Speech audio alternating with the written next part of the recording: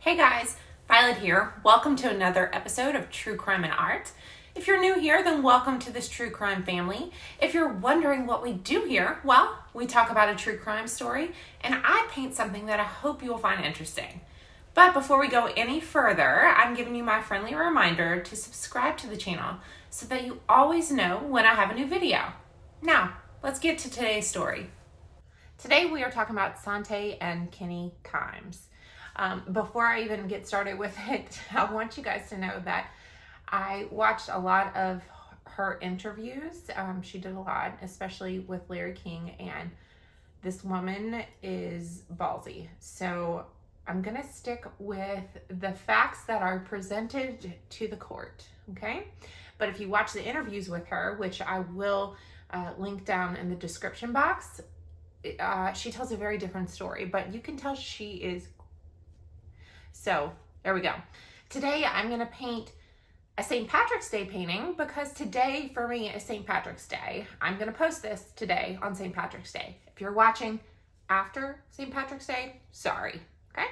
All right, so let's get started. I got to do my background. This one is going to be a really dark background, okay? All right. Without further ado, July 24th, 1934, Sante Singer is born to her parents. Oh, Lord, I already got it all over me. Oh, no, these are my good pants. Ah! Hold on, I got to do something. Oh, man. All right, hold on. Oh, goodness, I'm back. I had to get some stuff. She was born to her mother and father, Rattan and Mary Singers. Now, Mary was Irish and Rattan was Indian. And she was the third of 4 children. Now, the parents, they kind of struggled financially. So whenever, y'all, this is not going well today. Whenever Sante was 3, the family moved to LA to try to start over. But very shortly after moving to LA, Sante's father just abandoned the family. Well, of course, Mary still had these 4 children that she needed to provide for. So what does she do? She joins the oldest trade in the book. She becomes a sex worker. Now, of course, this doesn't have like the greatest home life for Sante or her 3 siblings. So the kids bounce in and out of foster homes, orphanages, staying with their mom whenever she had some stability and then not. I mean, you get the picture, right? So the kids were eventually adopted out, and Sante was the last one to be adopted out, meaning she stayed with her mom the longest. I would imagine that probably affected her. You guys know I'd like to know, like, why do people turn out the way they are? I mean, what in their childhood does this to them? There's usually something, so I'm sure this was a pretty big indicator. Whenever Sante is 13, she's adopted by Edwin and Mary Chambers.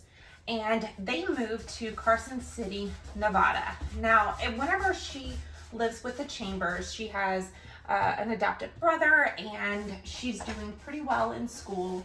In high school, she is part of the cheerleading team, the glee club, the Spanish team. So, you know, by all accounts, she's a good teenager, right? Well, during this time, she would say that her adoptive father, Ed, was actually assaulting her, and assaulting her since the time that she actually started living there.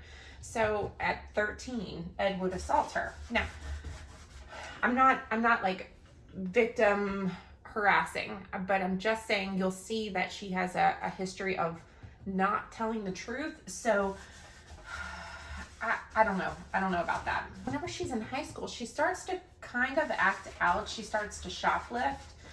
And since she's just like a teenager, you know, she'll get arrested. She gets picked up by her parents, and it doesn't really turn into much. She doesn't really have it on her record.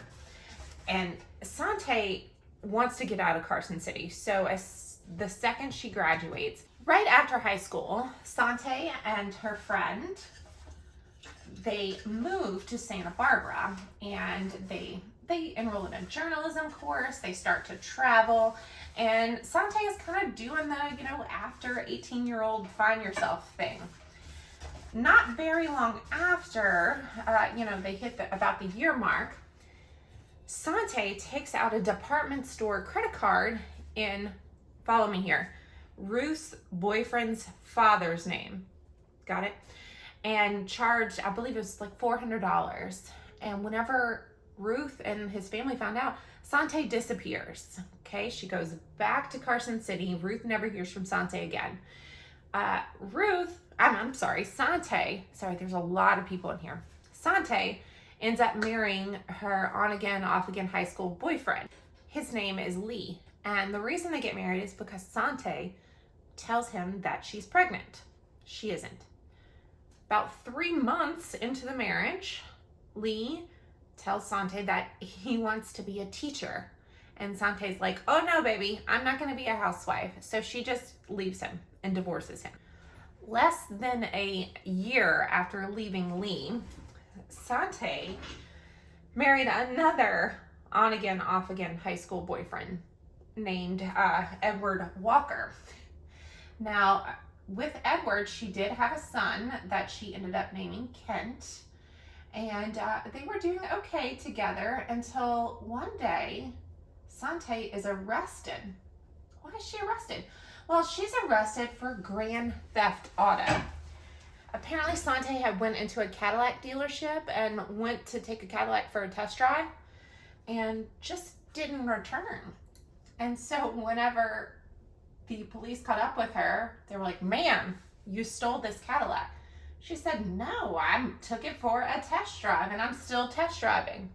Like a months long test drive. I mean, this woman has guts, okay? Right? My question is, did Edward not see this Cadillac? Did she park it somewhere else? Well, that wasn't the only straw that broke the camel's back. Apparently, back in the day, if a wife was caught cheating, her name would be published in the papers as an adulterer. Well, yeah, you guessed it, Sante was branded an adulterer. And so whenever Ed saw this, he was like, that's it, we're getting a divorce. Now, Sante leaves the home and she does what her mother did because she didn't have any source of income, and she starts to do sex work. She also opens up more credit cards and racks up like $20,000 in debt. And all of these credit cards are under like aliases and different names, so it's pretty hard to track her down. Oh, I forgot to tell you guys, not only was she doing this credit card scheme and getting, buying tons of things and racking up debt, she was also taking out insurance policies on random people's houses and then having them burnt down and collecting the insurance money. I didn't even know you could do that. And this is my other question. If these criminals are so smart, why don't they use their power for good? I feel like maybe I've asked that before, but I still haven't gotten an answer. So by the time Sante is 33, she has burned down at least 3 properties, been arrested for grand theft auto, and been divorced twice. So she's been busy. All right, this is where things get a little weird, and it really isn't pertinent to the story, but I just thought it shows you her character. In 1972, Sante started a business called Kiosk, which it printed international and American flags. Now, because of this, she was able to make contacts with high-ranking politicians, people in the UN. She met then President Nixon's wife, Pat Nixon. I mean, just like bananas. You guys know, like the cars that have the flags on the front and they're the country flags. Well, she would make those. Her company made those. Whenever I think about that, I think about Princess Diaries. But you guys know what I'm talking about, right? Well, she made those. And they got really popular. But after about a year, for nobody knows why, Kiosk went under. Maybe they stopped using flags. I don't know. So Sante had to find a new way to make money. One day, while Sante is reading a magazine that, it didn't say the name of the magazine, but it did publish a story about a newly divorced millionaire. I don't know why they did that. But anyway, it was a story about a newly divorced millionaire, and Sante is just seeing dollar signs. So Sante starts to do her research about him, finds out that his favorite color is white. So fun. That his favorite flower is I believe it's a lily. Anyhow, she starts to wear only white. She has a perfume made to mimic the smell of lilies, which are really gross. I can't stand the smell of lilies. Anywho, she basically starts to court this man named Kenny Kimes without him even knowing it. And it works. Of course it works. Because Sante, when she was younger, she was quite the looker. In fact, people always confused her for Elizabeth Taylor. And do you think Sante corrected them?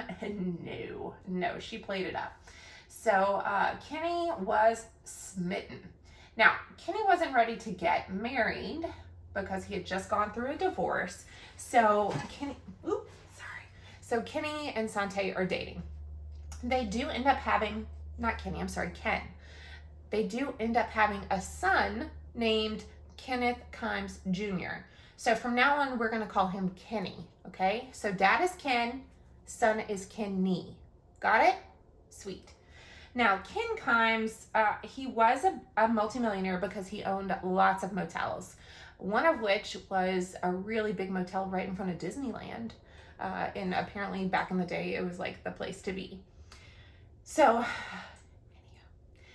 Ken Kimes Sr. did have some shady business dealings, and he had some shady associates, and so he and Sante kind of got along on that aspect. They were both just a tad shady.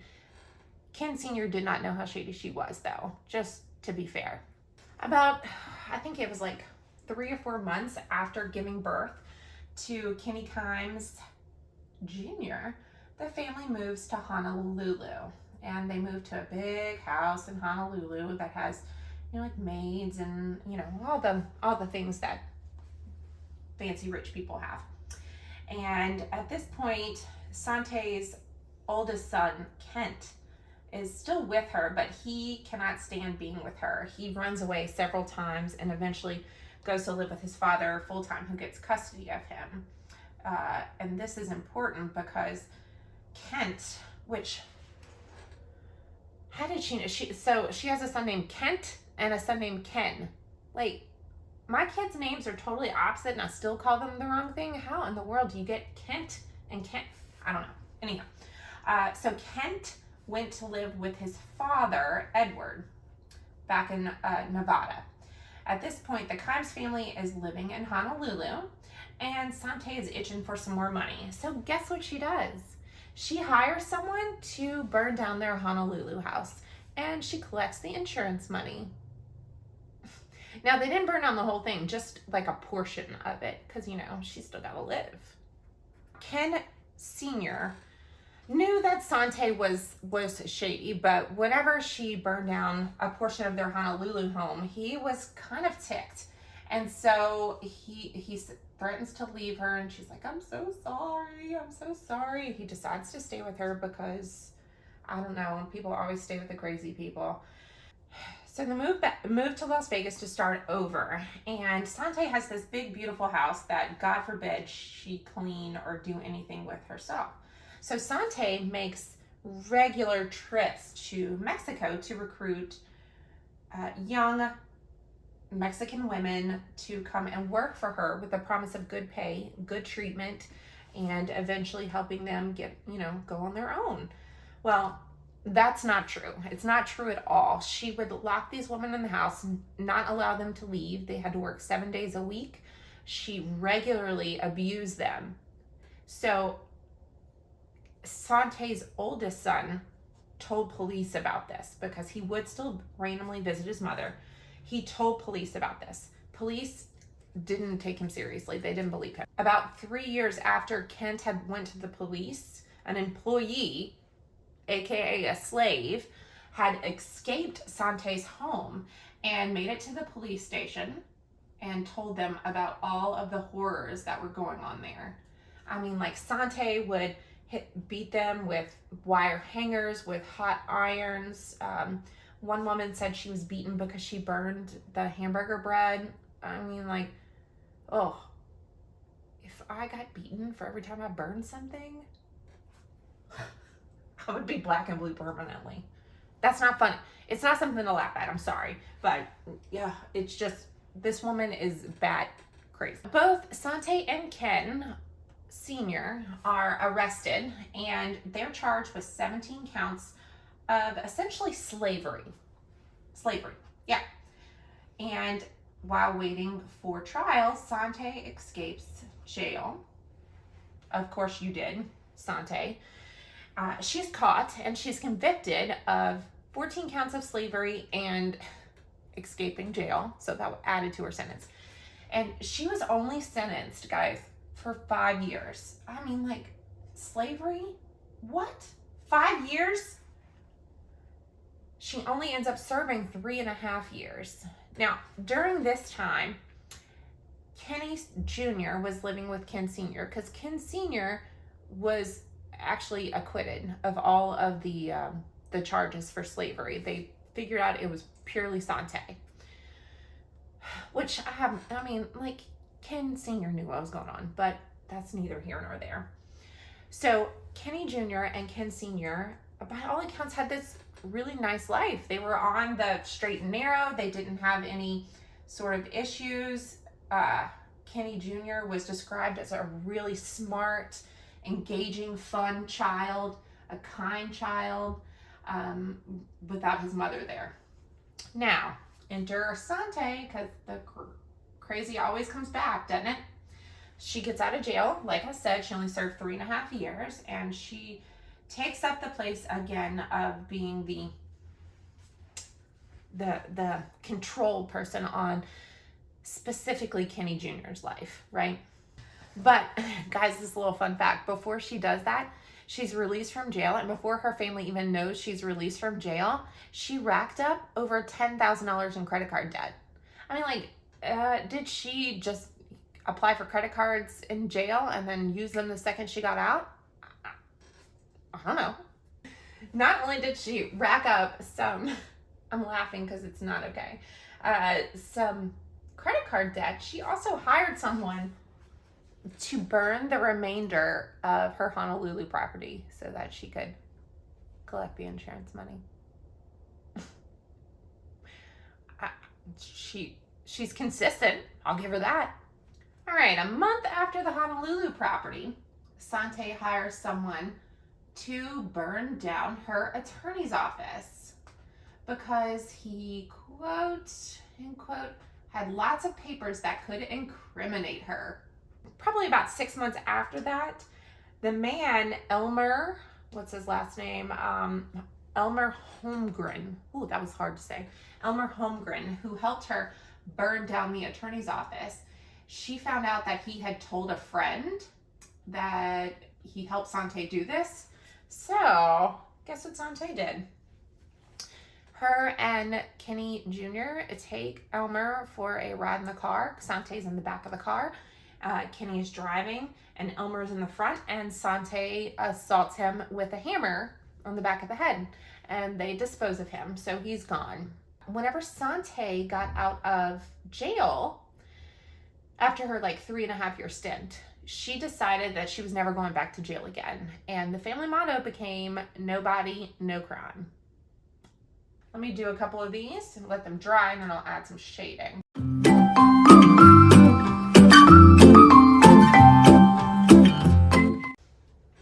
All right, thanks for hanging tight. In 1992, Sante and Ken moved to the Bahamas to start over again. And in 1994, Ken died of an aneurysm.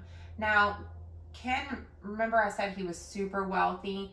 Well, he had never updated his will, so all of his money was left to his 2 children from his first marriage. Well, that wasn't going to be good enough for Sante, right? Because she needed money. So Sante met with Saeed Bilam Ahmed in the Bahamas to talk about Ken's accounts, because all of Ken's accounts were in the Bahamas. And Sante thought Saeed could help. Well, obviously he couldn't help because Saeed went missing. He was never seen again after his dinner with Sante. Nobody ever found nothing. This woman is a disaster. Less than a year after Ken Sr. died, Sante had her Las Vegas home burned down for the insurance money. And she started her old scheme of taking out insurance policies on houses that were not hers, or taking out mortgages on houses that were not hers, and just basically collecting the checks. Now, one of the mortgages that she took out was on a friend of Ken Sr.'s named David Kasdan.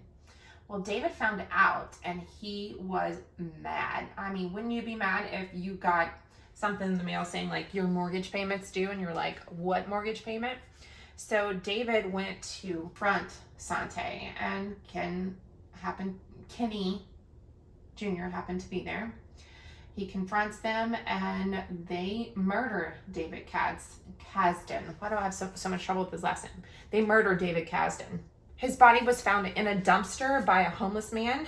David Kasdan had been shot. The police knew that Sante and David were business acquaintances, so she was on their radar for the David Kasdan murder, but they didn't have proof yet. In June 1998, Sante and Kenny moved to New York, and they moved into the apartment of a wealthy widowed socialite named Irene Silverman. Irene ran a boarding house because she had this big, huge mansion, and she was lonely. And so it was a good way to have people come into her life that she could spend some time with, but they weren't there permanently. My paint is drying and I don't love it. Humidity is down, and that's weird because it's never down here. What is happening with this paint? That's getting better.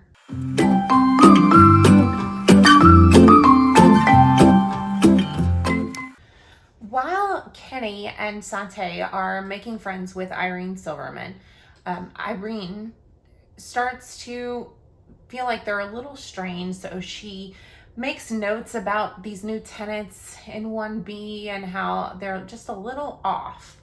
Now, Sante calls an old friend back in Las Vegas named Stan, who helped her burn down a couple of properties, and he was also a gun dealer. He was kind of a shady character, right? Well, the police were already kind of watching Stan because of, like I said, he was a shady character. Sante calls Stan and says, "Hey, Stan, I have a mansion in New York that rents out to rich people that I'm going to be inheriting fairly soon, and I need you to take care of it for me coming up." And he was like, "Okay, yeah, how quickly is this going to happen?" And she's like, "Very, very soon." 3 days later, Irene Silverman disappears. I'm going to go ahead and kill any suspicion here because it is Sante and Kenny who do terrible things to Irene. Irene was walking down the hall towards their apartment, and Sante uses a stun gun on her to subdue her, and then Kenny strangles her. They take her body, they put it in a suitcase, and they dispose of it. Now, it was never made clear where they disposed of the body because Irene's body was never found. But on the way back from disposing the body, they were set to meet with Stan. He came into New York so they could talk about this new mansion. Well, Stan had informed on Sante and Kenny. He was like, "I want no part of this. This is crazy." So Stan went to go meet with them. He had a bulletproof vest on and everything, right? He was ready. But right when Sante and Kenny got there to meet with Stan, they were surrounded by federal agents. It was so intense that Kenny actually wet himself. Yeah, he's like a 23-year-old man. He wet himself at this point. Sante starts screaming, saying that she's a different name. Her name is not Sante Kimes, and saying that this is innocent. They're innocent. They didn't do anything. Well, they find Sante and Kenny's car, which was stolen, by the way. And in it was like a treasure trove of criminal, I don't know, it was like a criminal warehouse. They had blank social security cards, They had guns, of course, guns. What was it? Tape, rope. Oh, and a notebook where Sante had practiced Irene's signature. I mean, it's like a kill kit, right? It's a kill and take over kit. Oh, and they had tons of false real estate documents saying that the townhouse or the mansion, whatever that Irene owned, was given to Sante and Kenny. It was all false, right? It was false. In 2000, the year 2000, Sante and Kenny were tried and convicted. Sante was convicted of 58 crimes and Kenny was convicted of 60 crimes. Sante got 120 years in prison and Kenny got 125. Now, this was just in New York. So she is kind of screaming her innocence in the courtroom. She's kind of a lunatic, right? Well, they extradite them to Los Angeles to stand trial for David Kasdan's murder. And during the trial, Kenny flips on his mom and he confesses to everything. He even confesses to them killing Saeed in the Bahamas. Crazy, right? Now, the reason he did this is so that he and his mother wouldn't get the death penalty. So I guess maybe flipping wasn't it. I don't know. Well, Sante still proclaimed her innocence, and in the courtroom, she kind of went crazy. She had hysterics. She was crying all the time. She would have fainting spells. She faked a heart attack. I mean, this girl went all out. At the end of the day, in LA, they were convicted and they got another life sentence on top of their already over 100-year sentence. And of course, they are still in prison. And this, there were lots of things said about Sante and Kenny, about how he was innocent and she made him do it, about how they had inappropriate relations. That wasn't a part I wanted to hype on because I think that was just speculation, just because he was kind of a mama's boy, and so it was speculation. Regardless, Sante, she is one of those people I think that believes her lies. I mean, like, she is passionate about, I'm innocent. This is the worst travesty in human American justice. Just read the transcripts. I swear, y'all, when I was watching her interview with Larry King, we can make a drinking game out of that. Every time she said read the transcript, she'd take a shot. Everybody would be obliterated at the end of it.